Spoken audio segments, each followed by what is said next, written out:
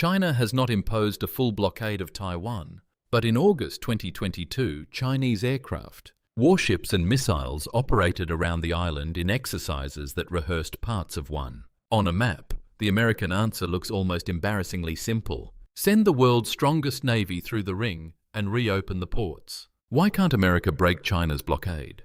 And why would escorting a few cargo ships require decisions about missile bases, civilian tankers, Japanese airfields, and possibly a much larger war? The answer begins with a narrow strait, an island dependent on imports, and a blockade that may arrive disguised as customs paperwork. Taiwan sits roughly 130 kilometers from mainland China at the strait's narrowest point. That distance is wide enough to make invasion difficult, but close enough for China to cover the surrounding seas with aircraft, submarines, coast guard cutters, mines and land-based missiles. Taiwan's economy also depends heavily on ships. It imports roughly 97% of its energy, including the fuels that keep power stations, factories, communication systems, and military bases running. A blockade would therefore attack the island without immediately trying to occupy it. The weapon would be delay. Chinese planners have studied what they call a joint blockade campaign for years. The basic idea is not merely to park warships outside Taiwan's ports. China could announce exclusion zones, inspect ships, divert tankers, lay mines, conduct missile strikes, or threaten any vessel that refused instructions. The Coast Guard and maritime law enforcement agencies could appear first, allowing Beijing to describe the operation as an internal police action rather than a war. A blockade can begin looking less like an invasion than an unusually ambitious customs inspection. That ambiguity would create Washington's first problem. The United States does not have an automatic treaty commitment requiring it to enter a war for Taiwan. The Taiwan Relations Act says coercion against the island is a matter of grave concern and requires America to maintain the capacity to resist it.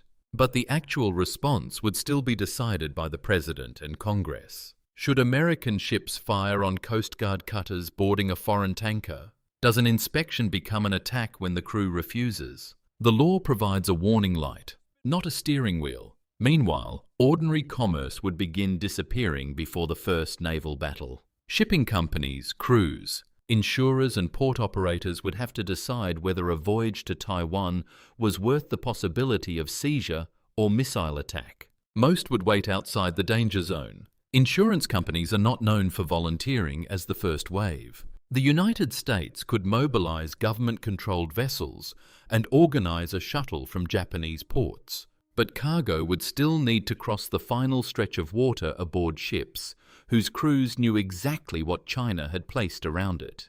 The obvious alternative is an airlift. The Berlin airlift makes this sound reassuring. Aircraft fly over the blockade while ships remain outside it. But Taiwan is an industrial island, not a surrounded city. Aircraft could deliver medical supplies, spare parts, and selected weapons. Yet they could not economically replace the constant flow of oil, coal, liquefied natural gas, food, and industrial materials carried by bulk ships and tankers. Some estimates give Taiwan about 29 days of natural gas reserves. The Berlin analogy is inspiring.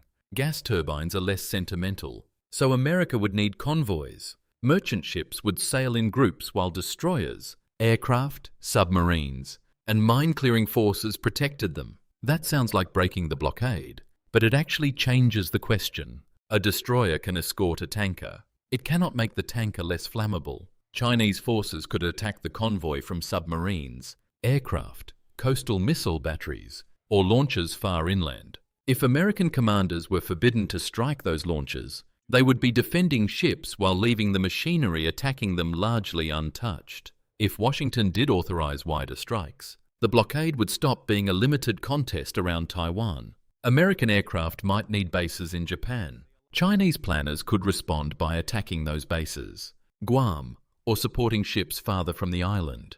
Mines would have to be cleared under surveillance. Submarines would hunt each other near crowded shipping routes. Every successful American step would create pressure to strike the next layer of the Chinese system. Geography has turned the Taiwan Strait into a doorway, but China has placed much of the lock inside its own house. Economic retaliation offers no quick escape. The United States and its partners could impose sanctions or interfere with Chinese shipping far from Taiwan. China would suffer heavily from disrupted trade, but Taiwan would feel shortages sooner. RAND researchers concluded that a distant counter-blockade would be unlikely to force a rapid reversal because China's economy is too large and varied, while the quarantine would squeeze Taiwan immediately. Punishing China elsewhere might strengthen negotiations over time. It would not unload a tanker in Kaohsiung tonight. A 2025 CSIS study tested 26 blockade games. The results did not show that China would always win, or that the United States could never reopen the sea lanes. Prepared convoys sometimes kept Taiwan supplied and eventually weakened the blockade. But the early weeks were dangerous. Commercial shipping was difficult to assemble, and limited American rules often left Chinese forces operating from protected areas. Broader attacks improved the military position while expanding the war. The blockade could be broken, but the tool capable of breaking it might also break the limits placed around the conflict. That is why America cannot simply sail through China's blockade. The decisive obstacle is not a line of Chinese ships that can be pushed aside.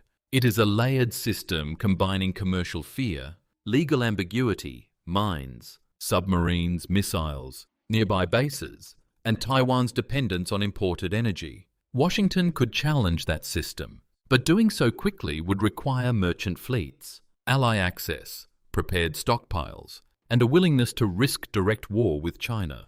The empty pier is only the visible part of the blockade. The real barrier stretches from an insurance office to a missile launcher.